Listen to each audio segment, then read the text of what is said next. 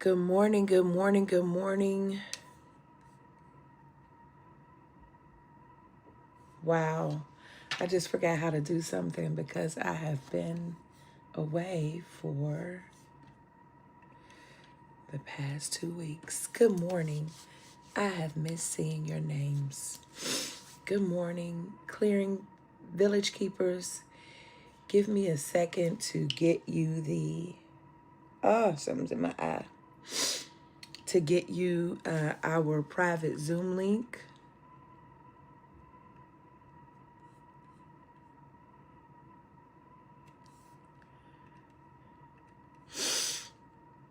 In the meantime, greet each other.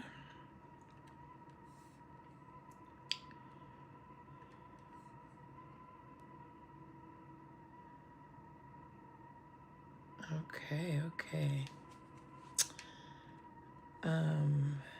This is all right.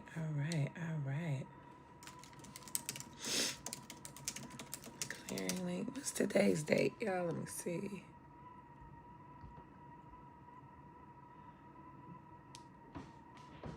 Sunday, October 5th. About to hear the producer come in. I hear his footsteps. Let me just create our Zoom real quick so that we can have what we need. Good morning. I'm going to come greet you all in just 1 second. Ooh, something's in my eye. Probably my eyelash. I want to do this. Thank you. Set it right on down. Thank you. Almost there, friends. In the meantime, would you click like and share with someone?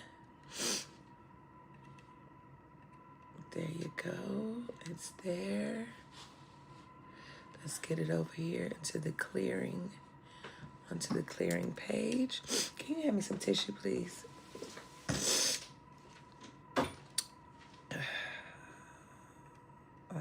No. The clearing link.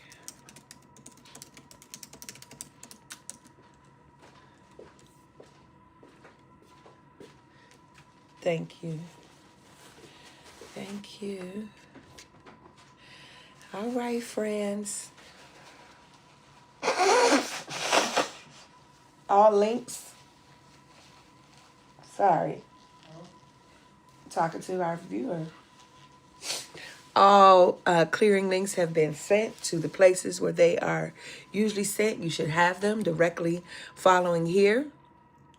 We will head on over into the clearing so we can talk back to the text. Ashe. Let me pull up. We have a few texts today.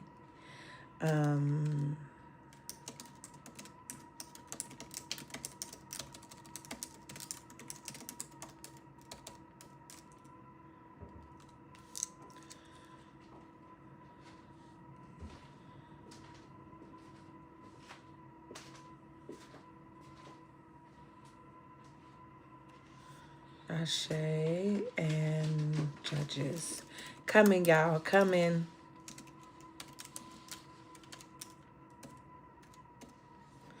Coming, coming, coming.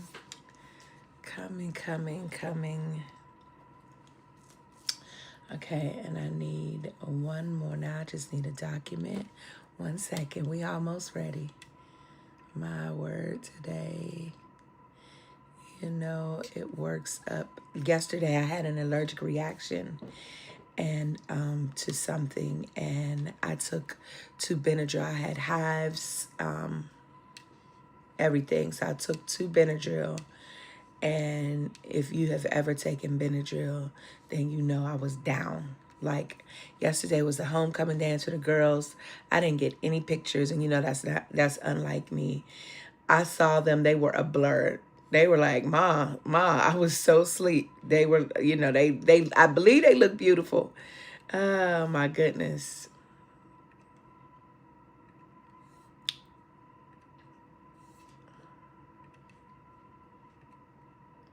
Ashe. Now let's go. Ashe, 1 second.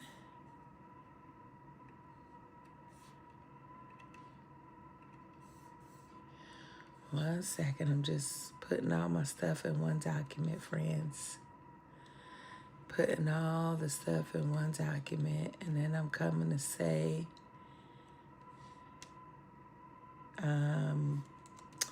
good morning, and then we're getting started, because y'all know my notes are all over Ashe. Okay, you know they are.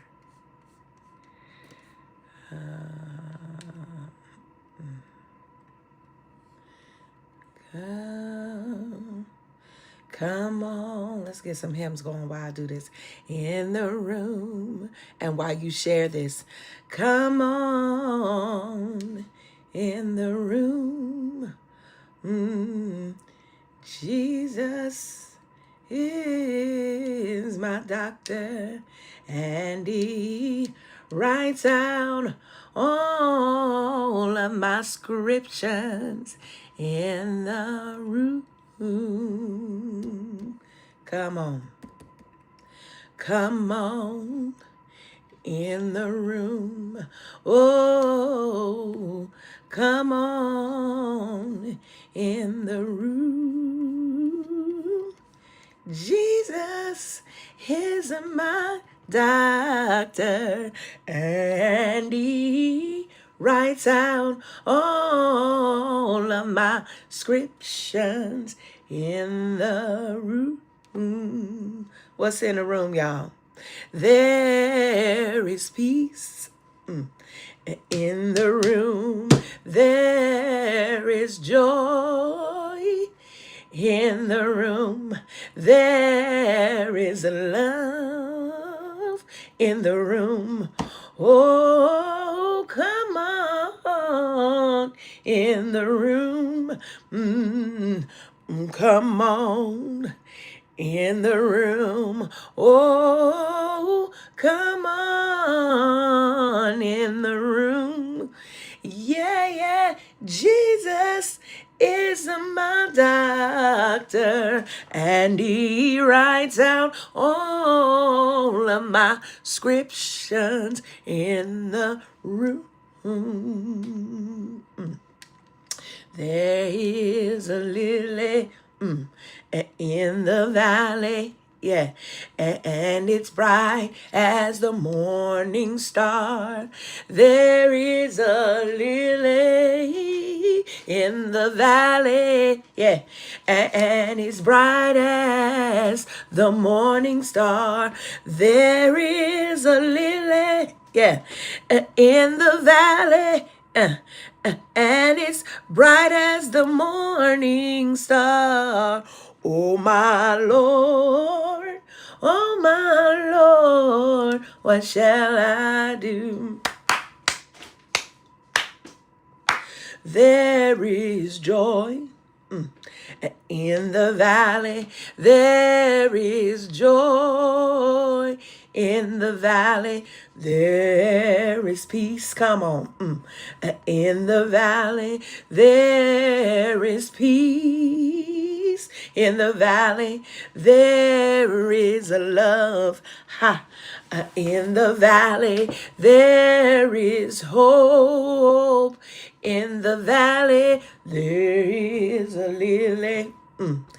In the valley, and it's bright as the morning star. There is a lily in the valley, and it's bright as the morning star. There is a lily in the valley. And it's bright as the morning star. Oh, my Lord. Yeah.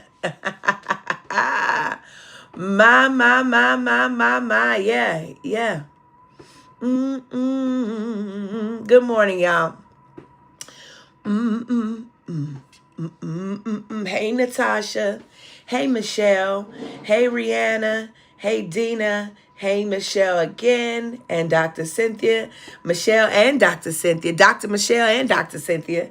Come on, the doctors in the family. Dr. Byron. To the storyteller. To the Jolly. Baba Michael Wright. An announcement this week, friends. I want you, if you are in the ATL on next Saturday, October 11th, from 1 p.m. to 4 p.m., I want you to make your way over to the Westview neighborhood. That's my neighborhood. Shout out to Westview, the best view. That's my neighborhood in the SWAT, Southwest Atlanta, ATL, shawty. I want you to make your way to the Connect Collaborative, conceived by my brother Mark Esco and my sister Kiyomi Rollins. I want you to make your way over to the Connect Collaborative, which is at 1492 Ralph David Abernathy Boulevard, for the book signing, the book launch and the book signing of Baba Mike Wright, the book Through the Portal. Through the Portal. Mike, drop the link for those who are not here, for those who are not in Atlanta, how they can get your book. Love in the valley. Yeah. And it's bright as the, there is joy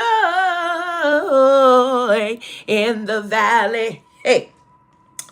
Yes. Hey, Crystal. Good morning to all. And it's bright. It's our YouTube family checking in. Let me see who's over here on the book. In the valley. Come on. You need it. You need it like me. Good morning. Good morning to my sister, Pastor, the Reverend Anika Wilson Brown, PhD, the pastor of Union Temple Baptist Church in Washington, D.C.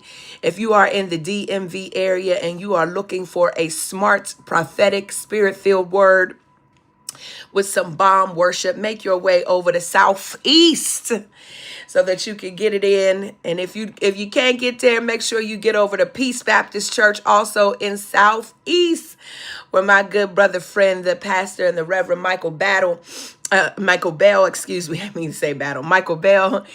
the pastor. Listen, DC is my favorite district in the U.S., my favorite city. Shout out to my sister, Pastor Anika, for the community that we shared on last week. Oh my goodness, simply divine. And she preached a word. Shout out to all of the people who were inducted on this week into the Morehouse Board of Preachers, Board of Scholars. Welcome to the board. I envy you all at times because I was inducted in 2020 and we had to do it over Zoom. Sometimes I just want to fall up in there, put my robe on and just march up with y'all so that I can feel the experience. But congratulations and welcome to the board. Morning. And here it is. Can you still be called a maestro, Chelsea? I don't know, but I'm going to call you that. I feel like that's the wrong instrument. But the maestro herself, that's what I want to say. Maestro. the maestro herself. I was about to put the reverend in front of it because you earned it, baby. None other than Dr. Chelsea Green. Put your hands together. Let me tell you something. Listen. The anointing that it rests on her fingers, the ashe that she comes into the room with, the beautiful spirit, the stage presence. Listen, if you have never experienced Chelsea Green and the Green Project with Ignatius and Spider, listen, you are missing out. Whenever you can catch them and catch her, shout out to you, Chelsea. She just got off the stage with none other than Maxwell. Should not realize. You're the highest of the high. If you own, then no, so don't ever. We love you, Chelsea. We love you. We love you. We love you. Right, Monica. We need to do it again because, like, I held a Zoom for us, but we need to do it again. That's what we're going to write. We're going to write Quincy and see if we could walk next year because we need a do-over. We need an actual, I want to process with my regalia. I want to process too. Good morning to my soror, Dr. You are, you JD, my soror, Donna Bennett, and to the St. Airy, the Mount Airy family in Connecticut. Good morning, Ebony, Janice. There's an email coming your way and Dr. Monica's way about my book. It's coming soon to you. Good morning. I appreciate you all being here. Good morning, Dina. Good morning, Glency. Good morning, Giovanni. Good morning to my sis, the Reverend Dr. I just feel like calling titles, those that I know this morning. Marilyn Pagan Banks. Hola. Is it buenos dias? It's good morning, right? Yeah, buenas noches is good night. Buenos dias. We had a beautiful moment of spiritual intimacy. We baptized somebody in the Atlantic Ocean last Saturday, and it was simply beautiful. Good morning, Dr. Cal Wooten. It's good to see your name, friend. And you too, Dr. Baranda, Reverend Dr. Baranda J. Furman. Good morning, President Candace Lewis. I'm calling names that I know. Good morning, Attorney Donna Otis. Good morning, Glency, Reverend. Good morning, Reverend Daniel Wolpert. Good morning, Rosalind Harris, Reverend Dana Molds, Chaplain Dana Molds. Good morning, Barbara Burke, Reverend Tanya Denise Anderson, and Reverend Dr. Sherry Brown Jackson, who just celebrated her 60th birthday. Shout out to Sherry from the 800 block of Mooney Ave. We pray that you are having traveling mercies on your way home. Good morning, Reverend Maya L. McCoy. Maya is the pastor, y'all. Get on over there to TikTok after this. I'm gonna go ahead and say her name. Well, I don't want to get blocked out on Facebook. So let me say Smoochie. That's what it's called. Smoochie Church. Take off the S. That's the name of my church on over there, TikTok. And they be having some church, y'all. Good morning, Dr. Shayla. Good morning, Janiqua. Good morning, Janiqua. Good morning, Stephanie Antoinette. Good morning. If you have not already shared this, because we get ready to have a word. I feel it in my bones, in my spirit person. Yeah. If you now already shared, you should do that. And Natasha, or if I don't see Carmen, somebody wake up Carmen and let her know we here. I miss seeing her name. Hey, Carm, wherever, I don't see you yet. Good morning, Joshua. Good morning, all the saints coming. Good morning, Pastor Robin Burnett. Good morning, Quell, girl, this is divine. You were in my spirit this morning, and I was thinking about something because, of course, we're going to see each other in 2 weeks. I'm going to call you after this, but I miss you. It's good to see your name here. Good morning. Cherie, good morning. Good morning, Cheryl. Good morning. We are thinking of you and sending you healing energy, Cherie. Natasha, are you able to go grab my Substack link, any one of them, so that the people can subscribe to my Substack? Ashe, because, I've been saying things. I've been having some things to say. I miss y'all. This is doing my heart good. This is doing my heart. Oh, Jesus, I needed this. I needed it. I needed to see my people's names. I needed to feel the love. I know that you all been praying for me, and I appreciate you. I feel your prayers even now. Thank you for your commitment. Thank you for being here in this place. Thank you for just thank you. Thank you. Sometimes when you take off and you for reasons of self-care, come on in here, Alice Walker. You don't know if the people gonna be there when you come back. But I appreciate you for all the reasons that you're here. If you're a village keeper and you're here because this is your village and you need to be in community. If you're here because you've been reading my posts and you wonder if I'm gonna drop some hints of what I'm talking about, welcome. Just welcome to everybody. Amen. Amen. I simply ask that you stretch yourself. Here's Carm. Now Carmen didn't make this one, but she makes them. So I'm gonna put this one on just for a second so that you can see. Get your orders in. Get you a junk hat. Carmen's gonna drop her link. She did not make this one, but she makes them. Okay?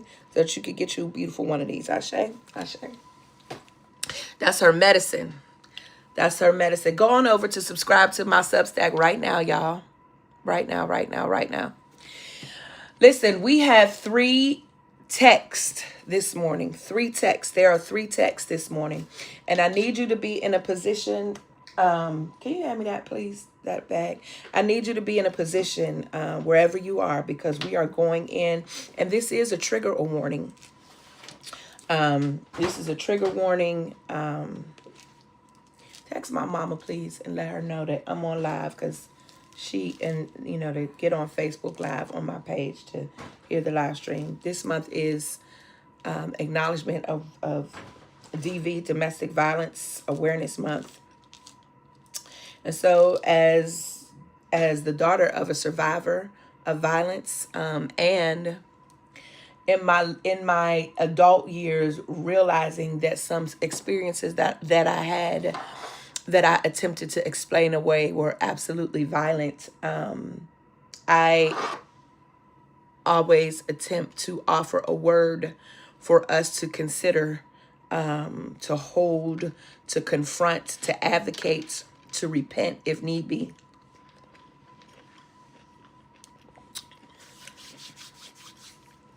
And so this month is no different. This was already the plan. I want to make clear, because October comes the same. It is always the 10th month of the year.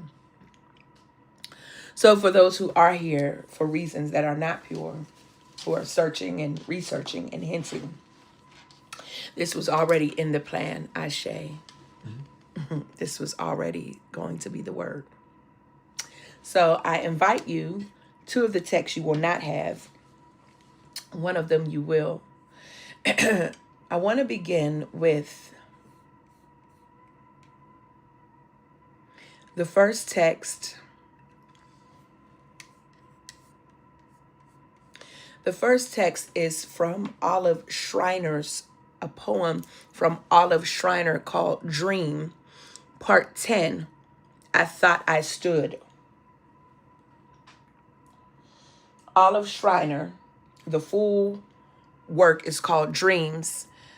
I'm going to be reading from Part 10, called I Thought I Stood, followed by a piece of the Yoruba creation story, followed by Judges chapter 19, verses 22 through 30. So the first text, Mel Chris. So the first text is from Olive Schreiner's Dream, Part 10, I Thought I Stood. The second text is an abbreviated version of the Yoruba creation story. And the third text is Judges chapter 19, verses 22 through 30. I invite you to listen for illumination. Ashe. Olive Schreiner, I Thought I Stood. I thought I stood in heaven before God's home, and God asked me, what had I come for? And I said, I had come to arraign my brother, man. God said, what has he done? And I said, he has taken my sister, woman, and has stricken her and wounded her and thrust her out into the streets. She lies there prostrate. His hands are red with blood. I am here to arraign him, that the kingdom be taken from him, because he is not worthy, and given unto me. My hands are pure. I showed them, God said, thy hands are pure. Lift up your robe. I raised it. My feet were red blood, as if I had trodden in wine. And God said, how is this? And I said, dear Lord, the streets on earth are full of mire. If I should walk straight on in them, my outer robe might be bespotted. But you see how white it is. Therefore, I picked my way. And God said, on what? I was silent, and I let my robe fall. I wrapped my mantle about my head, and I went out softly. I was afraid that the angels would see me. Once more, I stood at the gate of heaven. I and another, we held fast by one another. We were very tired, and we looked up at the great gates, and the angels opened them, and we went in. And the mud was on our garments. We walked across the marble floor and up to the great throne. And then the angels divided us. Her they set upon the top step, but me upon the bottom. For they said, last time this woman came here, she left red foot marks on the floor, and we had to wash them out with our tears. Let her not go up. And then she, with whom I came, looked back and stretched out her hand to me. And I went and stood beside her.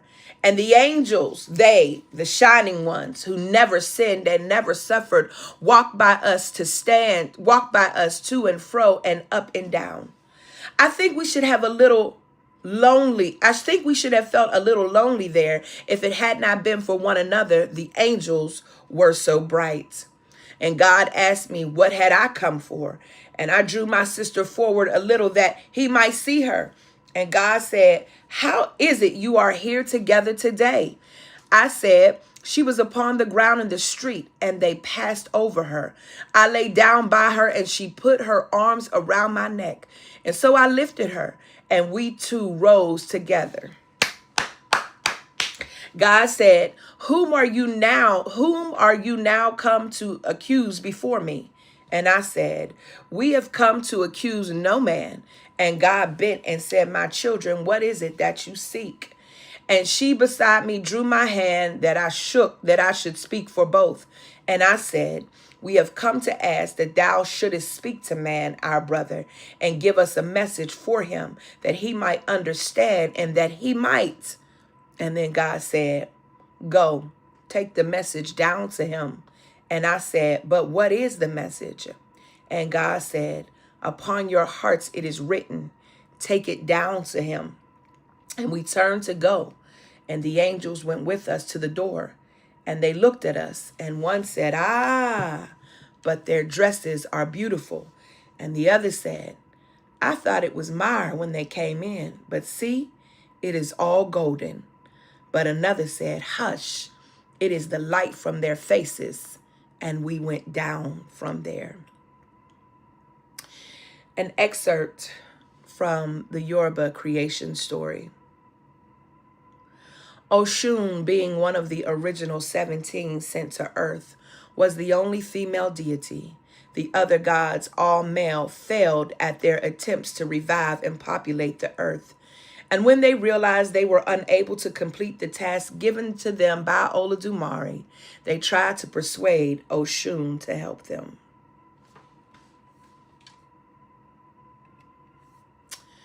Our final text from the book of Judges, chapter 19, verses 22 through 30. And while they were enjoying themselves, this is a trigger warning, a very violent text about gang rape. And while they were enjoying themselves, some of the wicked men of the city surrounded the house. Pounding on the door, they shouted to the old man who owned the house, bring out the man who came to your house so we can have sex with him. And the owner of the house went outside and said to them, "No, my friends, don't be so vile. Since this man is my guest, don't do this outrageous thing. Look, here is my virgin daughter and his concubine. I will bring them out to you now, and you can use them and do to them whatever you wish. But as for this man, don't do such an outrageous thing." But the men would not listen to him. So the man took his concubine and sent her outside to them. And then they raped her and abused her throughout the night. And at dawn they let her go.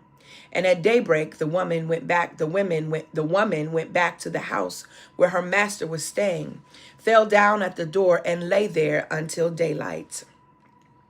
And when her master got up in the morning and opened the door of the house and stepped out to continue on his way, there lay his concubine, fallen in the doorway of the house, with her hands on the threshold. And he said to her, "Get up, let's go." But there was no answer. And then the man put her on his donkey and set out for home. And when he reached home, he took a knife and cut up his concubine, limb by limb, into 12 parts and sent them into all the areas of Israel. Everyone who saw it was saying to one another, "Such a thing has never been seen or done, not since the day the Israelites came up out of Egypt. Just imagine, we must do something, so speak up." Just imagine, we must do something, so speak up. It always happens after I read the text a couple of times and I say, it should have been named, so speak up.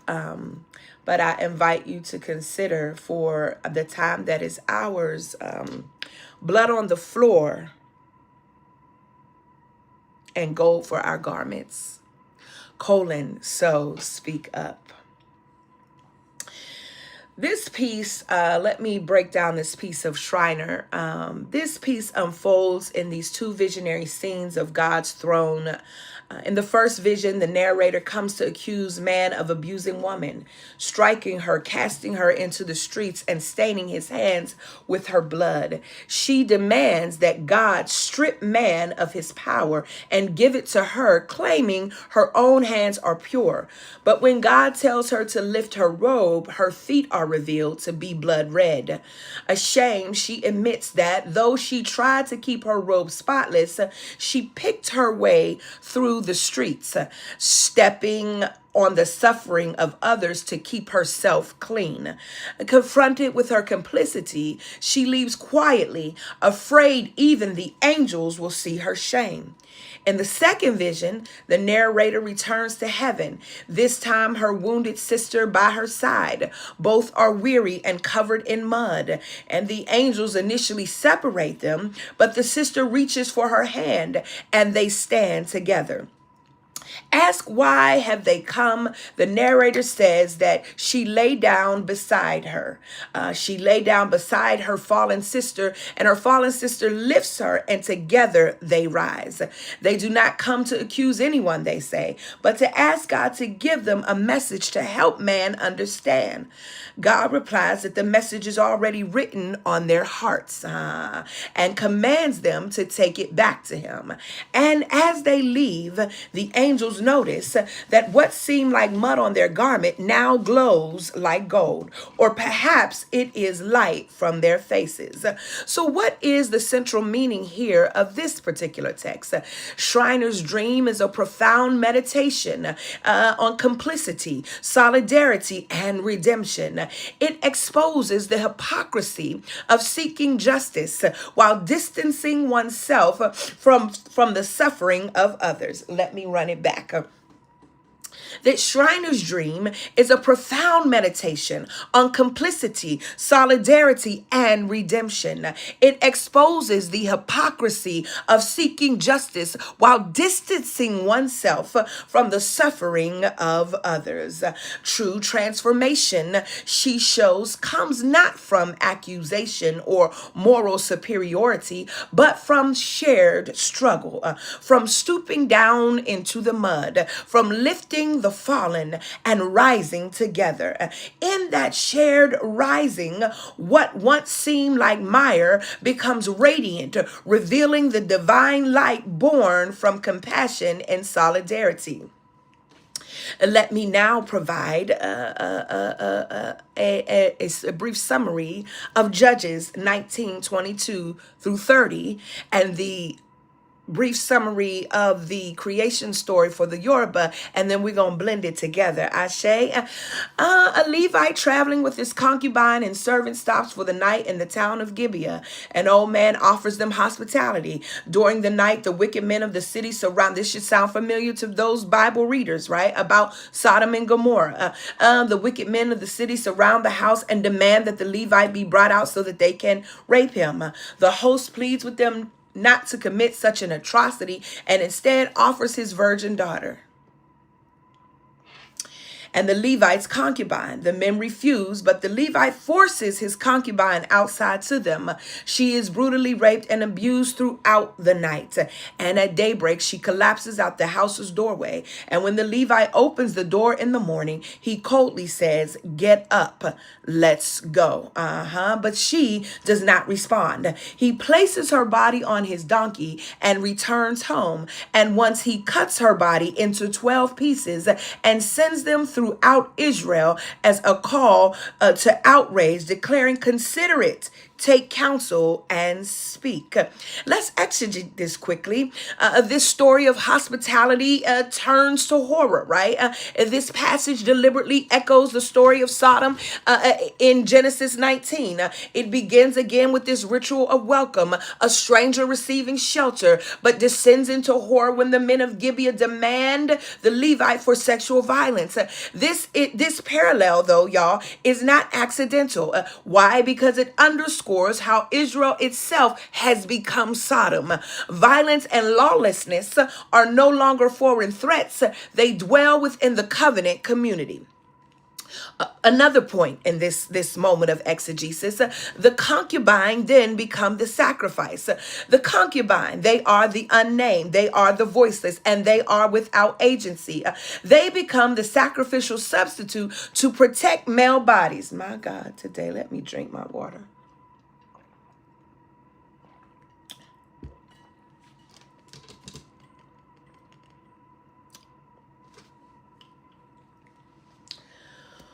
Whew. The concubine, the unnamed, the voiceless, and without agency become the sacrificial substitute to protect male bodies and male honor. First, she is offered by the host. Then she is thrust into the hands of violent men by the Levite himself. The text exposes how patriarchy operates. How does it operate, Sorrel Nicole Duncan Smith? It operates, women's bodies become expendable tools to preserve male status, property, and safety. Her dehumanization continues after her death. Hey, Jesus. That the Levite does not speak her name or mourn her loss. Instead, he uses her body as a political weapon, dismembering her, to shock, cutting her up into 12 pieces, dismembering her to shock Israel into action. Her suffering is instrumentalized twice. First by the mom's violence and then by the Levite's agenda. I hope y'all seeing where we going with this.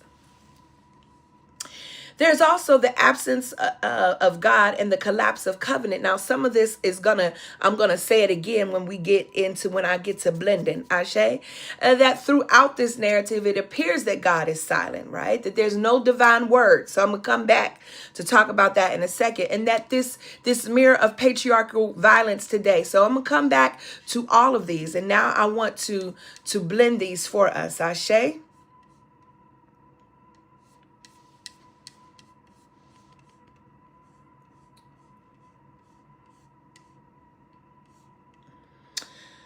Now, in my preaching,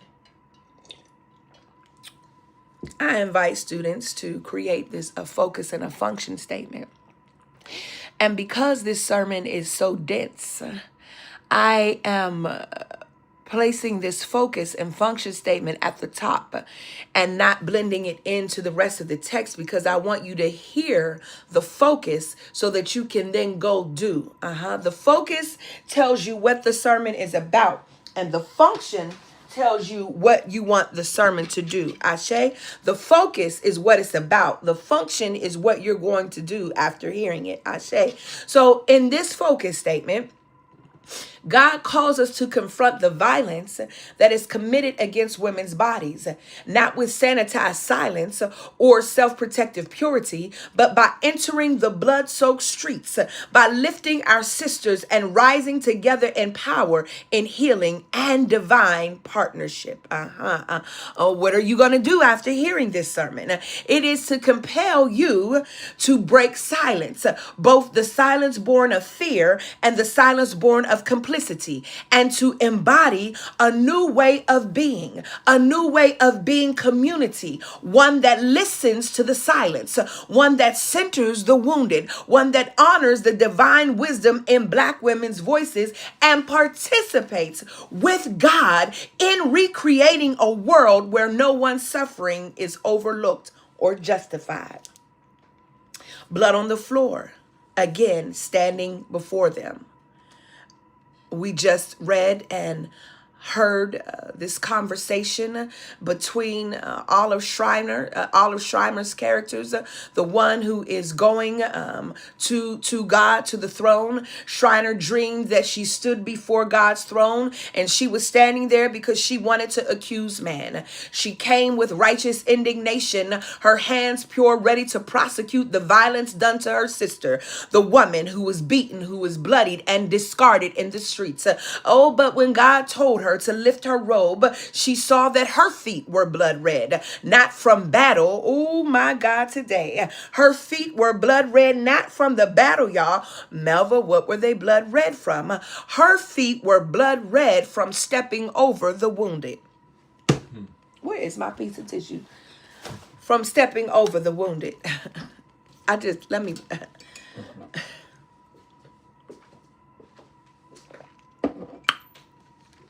I'm gonna let it sink in for you.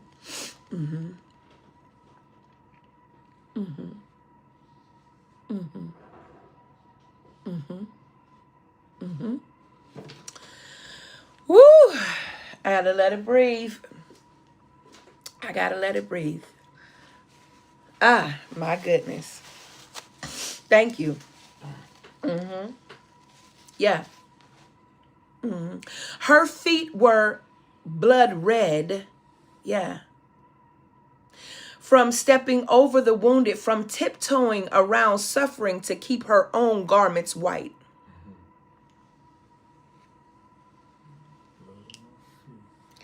Can I say this? And I know I'm moving in a circular way now, not linear. There's not a clean beginning and end. This is all circular because I'm moving around points and I'm not waiting to get to a certain part. I'm going to get to it as it comes up for me. It is a tool of patriarchy. Systems set up to benefit men. And these systems are a part of global society. But these systems are set in play where that in a way that for women, that women have to make the conscious decision not to participate. And when they do participate, there is a consequence. But often, always, when women do participate, it is at the cost of another woman. My God. My God. And in that moment, Schreiner teaches us a hard truth, which is what? You cannot claim purity while navigating around blood. You cannot indict the violence of others while protecting yourself from the stain of their victims.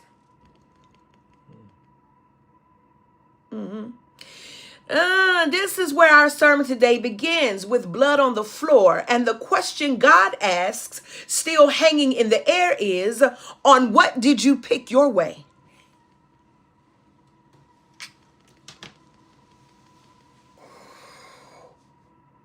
On how did you make your way through? On what route did you take?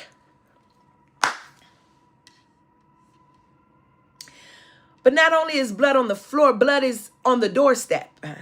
We get to the woman, right, that we just heard about. Let me run it back again, because I know that some of us need a refresher that quick, because there are so many things running through our mind, because this is so dense, right? So we get again another scene of blood and silence. One so horrific we can often skip past in our readings, that in Judges 19, a woman is handed over to a mob, raped throughout the night, and left lifeless on a doorstep. And in the morning, the man she belonged to, the man she belonged to, the man she belonged to, the man she belonged to, the man she belonged to, the man she belonged to, steps over her body and says, "Get up, let's go."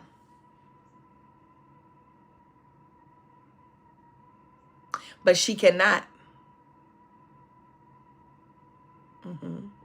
And so he lifts her body, mutilates it into 12 pieces, and sends it across Israel as a message, using her brokenness to make his point. Her name is never spoken. Her story is told about her, never for her. My God, today. Her suffering becomes a sermon illustration. It becomes this political rallying cry, but never a sacred lament. And God is silent. Is God, though? Yeah. Throughout this narrative, God is silent. For those of you, what does the word say? What does God say? Go to the word. Let me see what the word. God ain't saying nothing in this. Oh my God, today. Melva, God ain't saying nothing. No divine word intervenes. No judgment falls in the moment. The silence is deliberate. The silence is deliberate, and it's devastating. Y'all.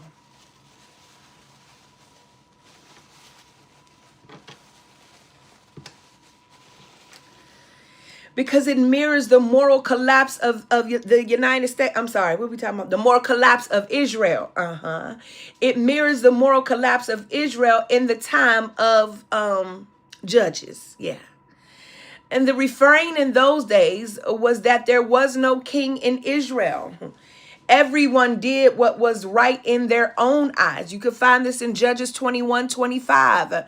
And it casts this story as a mirror of social anarchy and spiritual decay. But the absence, though, maybe, consider this. Maybe that the absence of God's voice does not necessarily mean the absence of divine indictment.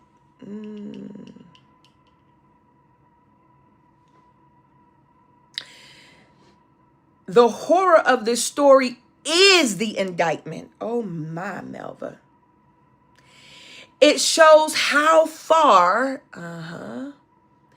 it shows how far the covenant people have strayed when hospitality becomes violence, when men protect each other over the vulnerable, and when justice is sought through the mutilation of the powerless.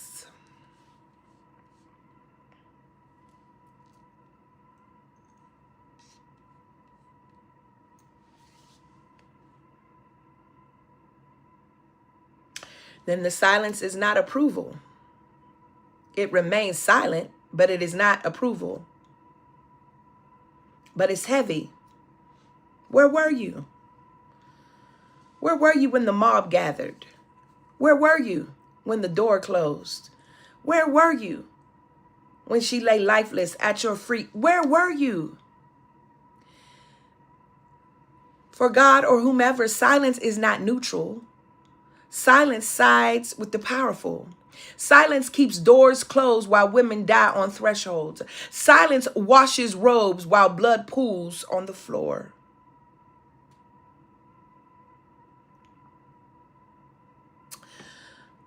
This mud on garments and gold on faces, Shriner returns to heaven a second time.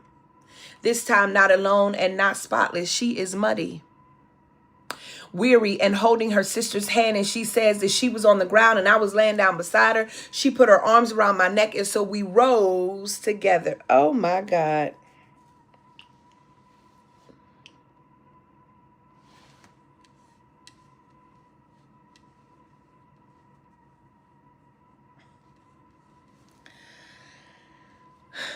You know, when I get silent, I'm moving through the layers.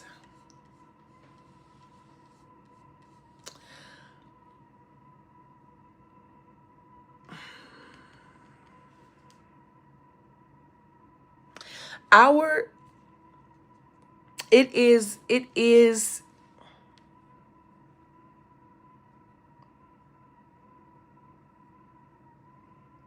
sisters harm other sisters. Men harm sisters. Sisters harm other sisters. When we attempt to participate in a system embedded with patriarchy, but to participate in the same way, it's like the Good Old Boys Network, participate in it.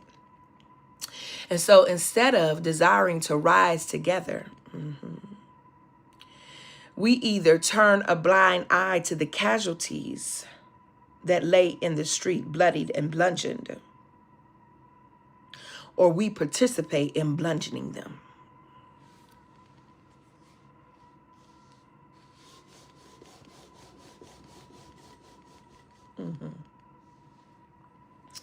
Well, Melva, I mean, how do we do that? How do we, like, what do you mean? How do we participate in bludgeoning them?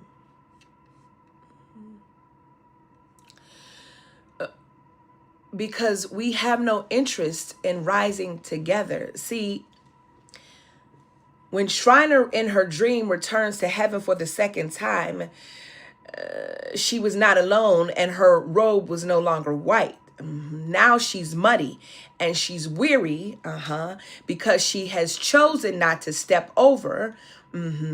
Now she has to see the casualties that are before her. And she says that she was on the ground, that her sister was on the ground, and so she lays down on the ground beside her sister. She doesn't step over. She lays down, and when she lays down beside her, she put her arms around the sister who was already down, puts her arm around the neck of the one who lays down, and together they rise. Friends, if you don't hear me today,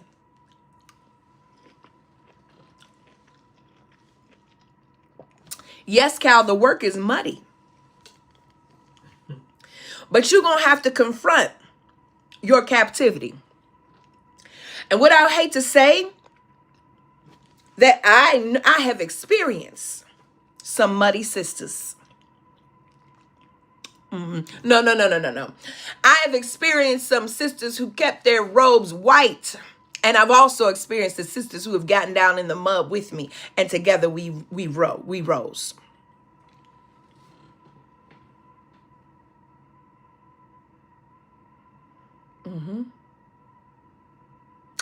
Shriner goes on to say, and this time God does not ask whom she accuses, but God asks her what she seeks. And God says, the message is written upon your hearts. Go take it down to him. And the angels whisper as they leave, but what was once mire now gleams like gold. And that is the promise here, is that when we refuse to step over the fallen, When we lie down beside them and rise together, the very mud of our struggle becomes radiant with divine light. Can I run it back?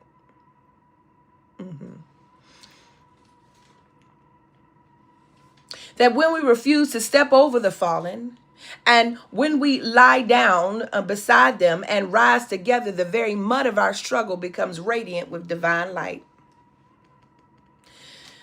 Oshun. Oshun. The Yoruba creation story tells us that when Olodumare sent the Orisha to bring forth the world, the male Orisha failed.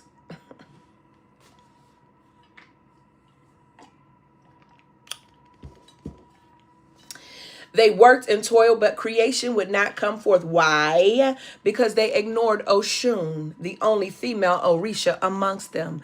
And when they returned to Olodumare, the ultimate supreme being, ashamed and empty-handed, the creator rebuked them. You failed because you silenced the one whose wisdom you needed.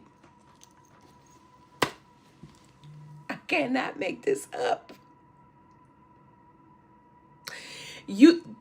This is why it's important for us to read more than what's in your tradition. Actually, this is your tradition and the tapestry of our African-centered wisdom throughout our religious and spiritual traditions. It's important for you to know more than the Judeo-Christian stories of creation. Those of you who have been seminary trained, while you have learned additional creation stories and that there are more than one, I implore those of you Hebrew Bible teachers to include in your beginning courses of these creation stories, include this one. Include this one. Olodumare says, you failed because you silenced the one whose wisdom you needed. Go back and listen to Oshun. Only when Oshun's voice was centered, only when her power was honored, did creation flow. The world itself waited for a woman's voice. That's what my mama just texted. So what does this tell us? That creation remains incomplete wherever women are silenced. That healing is delayed wherever Black women's wisdom is ignored. That redemption cannot come if those left bleeding on thresholds are never lifted into the circle of power.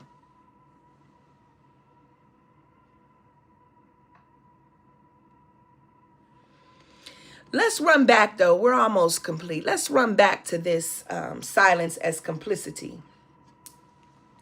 Silence as complicity and as survival. Because in 2025, silence still reigns. Some women remain silent because they are terrified of retaliation, of not being believed, or of losing their children, their homes, their lives. Some remain silent because they have been taught that suffering is their lot. Oh.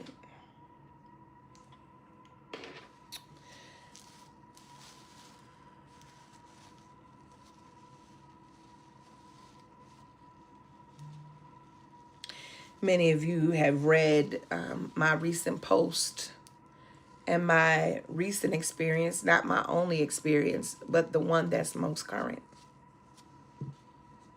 And while I said what I said there, and you can read it there, I will not fully bring it into this moment.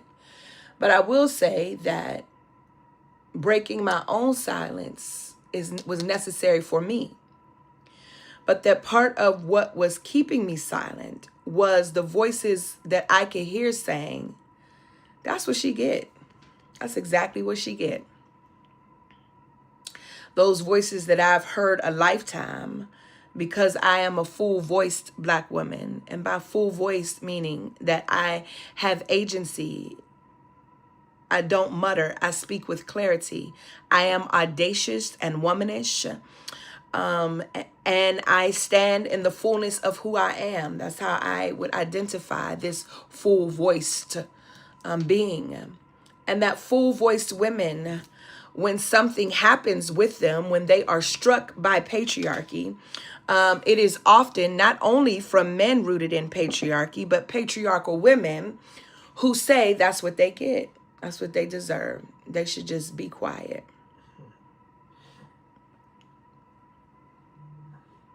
And we hear you. We hear you in your private chat groups. We hear you in your texts to each other. We hear you in your conversations. We hear you in the spirits. We hear you mocking. We hear you and we see you. We see you tipping over our bodies as they are bloodied and bludgeoned, laying in the streets, lifting up your robe, but your feet are bloody. In the words of Cardi B, these is bloody shoes. We see you. We see you keeping silent, but putting your one finger up, tipping over us as we lay there. We see you.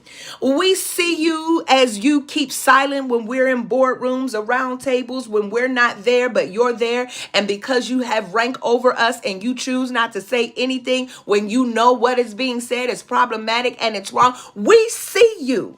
We see you when you want to be the one that goes back to the male leader so that the male leader can continue to see you as someone who knows what they're doing, as someone who has it all. In reality, what you are doing is only playing up to the patriarchy, and he really doesn't see you. He a pimp. He really don't see you at all, but we see you.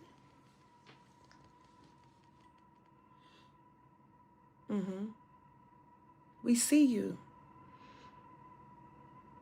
And we experience the muddy nature.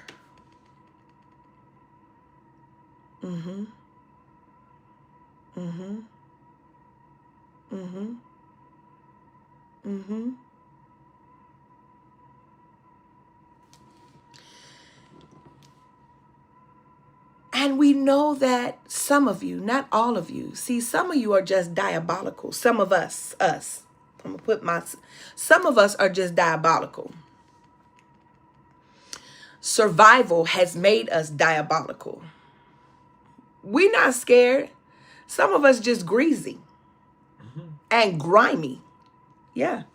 And we have had way too many cups of the Kool-Aid. And we are too deeply entrenched in what Patricia Hill Collins calls the matrix of domination, most visible in interlocking systems of oppression. We are too comfortable in our captivity. We are comfortable in our captivity because now we must admit that it has been this model, albeit problematic to my folk.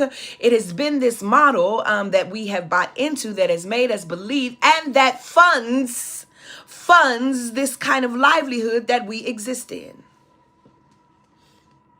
My God, today.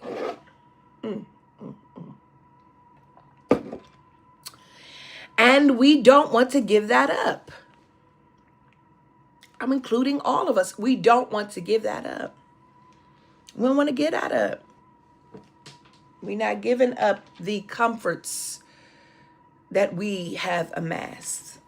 I'm putting me in this. We don't want to give that. We're comfortable in our captivity. But the others of us are silent, not because we're diabolical, but because we're terrified. We're terrified that if we do say something, that we could be retaliated against, that we will not be believed. Wow. And of losing that we cherish most, children, livelihood. And then there's this third realm who remain silent because they've been taught that suffering is your lot, that you must endure the blow and protect the family name. Keep our business in our house. Melva, as a Black woman, you got to think about the Black man. And you got to make sure that no harm is brought to the black man.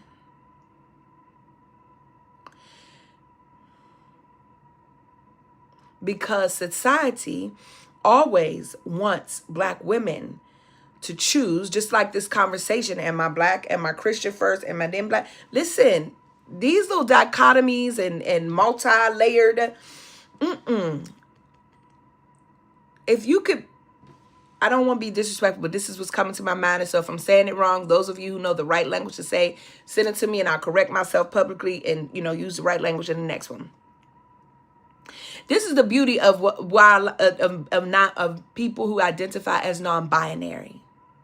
Because what they are saying, to my understanding, is you will not fit me in your humanly constructed categories that are problematic from the gate. You will not fit me in a gendered category that was constructed by you, whether it is men or women. And then particularly, if this anatomy does not match with my gendered presentation, you see, so there is this what's the word? Opposition, a fight that you do not get to define me. And so for those who want us to stay neatly into this, I'm black and then I'm woman, or I'm Christian, then I'm black, then I'm woman, or I'm woman, then I'm black, then I'm Christian, or I'm Afrofuturist, then I'm womanist, then I'm African centered. My intersections are my intersections. And they do not require hierarchy.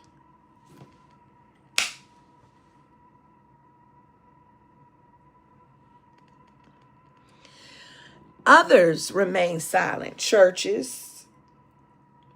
This behavior is not foreign to you. You've seen this behavior before, and you remain silent. Institutions, you've seen it, and you remain silent. Communities, you've seen it, and you remain silent. Why? Because speaking would cost you something.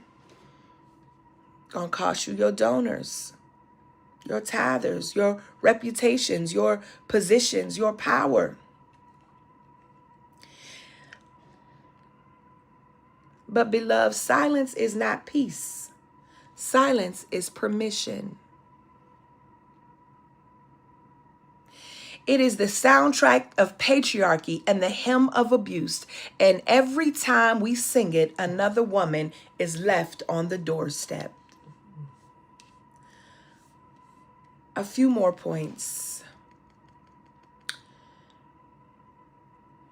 Let's talk about God's presence in the blood and mud. God is not in sanitized sanctuaries that step over suffering. God is in the bloodied streets, in the muddy garments, in the hands clasped as sisters rise together. God's power is revealed not in domination, but in collaboration. Creation itself waits for the wisdom of the silence as the cosmos waited for Oshun. God's justice demands that we remember the unnamed woman. To erase her is to erase the image of God she bore. The gospel is not merely forgiveness of sins, but the restoration of the bodies and voices. If our theology cannot speak to women left on the thresholds, then it is not gospel at all. What are the life applications then, Melva? What are the directives for a liberating community?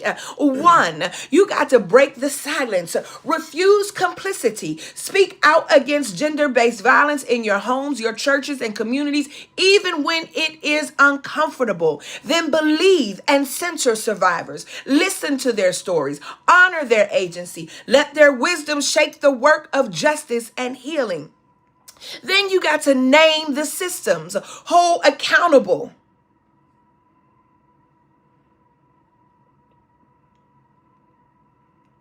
hold accountable not just individuals, but structures. Can I tell you that you could be the most well-meaning individual?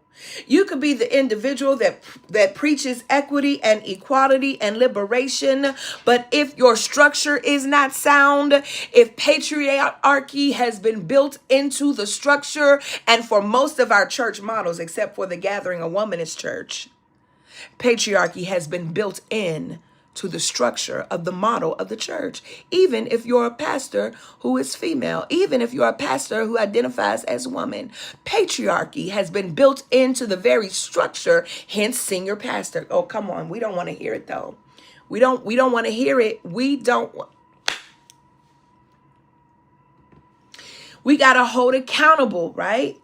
The structures, the patriarchal, the racial, the economic that sustain these cycles of abuse and silence. And then we got to rise together. We got to stand beside those in the streets, not above them, but build ministries that just don't serve survivors, but center survivors. Baby, we got to stop doing a lot of this and start being present.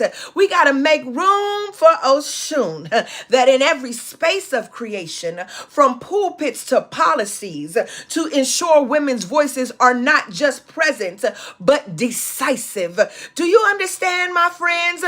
Oh, beloved, as I close this on today, let me help us understand that the blood on the floor is not the end of the story. Hey, the woman on the doorstep is not the end of the story. Even the silence of God is not the end of the story, because when we lie down beside the broken and when we rise together, we lift our sisters and we listen to their wisdom. When we refuse to step over suffering and instead to stand in it, the blood turns to gold. I wish you could fist bump your neighbor right now and say that the blood turns to gold. I wish you could high five somebody if we was in person and say the blood turns to gold. And guess what else happens? Not only does the blood turn to gold, but the mud turns to light. Not only does the mud turn to light, but the silence turns to song. The silence turns to song. I sing because I'm happy. I sing because I'm free. His eye is on the sparrow, and I know, come on, he watches me. May we go forth this morning, not with spotless robes, but with garments gleaming from the holy work of love. May we go forth as people who refuse to be silent. May we go forth as those who know that creation is waiting for us to listen to Oshun. Did you hear what I said? That creation is waiting for us to listen to Oshun. One more time. You see how I'm making this fluid here? That creation, I ain't say Eve, I said creation is waiting for us to listen to Oshun. Justice is waiting for us to lift the woman on the doorstep, and God is waiting for us in the blood-soaked streets. This has been the inspired word for the people. For the people, my God, today. The inspired word for the people. And together we say, thanks be to our God. Listen, if you want to join us as we are headed over in the clearing to unpack all three of these texts, it is our private Zoom, then I invite you to come forward. It is a subscription community. We sow an offering of $30 a month where we come every Sunday, every time there is a PRC. And we go into this private Zoom where we can engage one another and talk back to the text. If you're saying, you know what, Melva, I'm not able to do that, but I want to leave an offering because this word has really been a blessing for me, then there are several ways that you can do that. Ashe. You can Zelle at drmelvasampson@gmail.com. Zelle at drmelvasampson@gmail.com.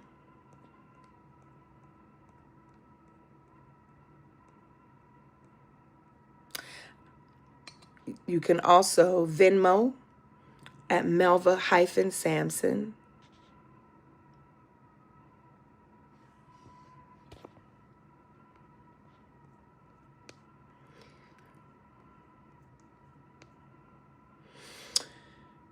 You can also Cash App at Melva L. Sampson.